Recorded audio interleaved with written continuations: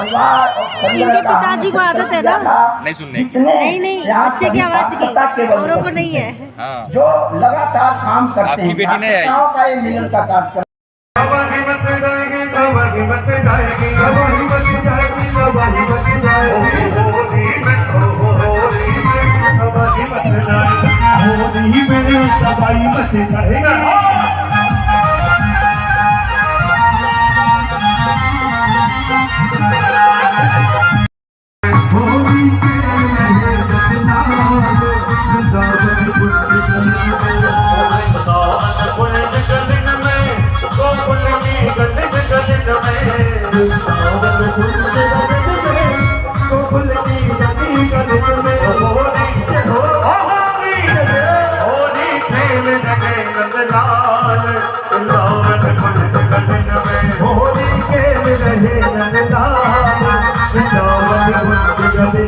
होली है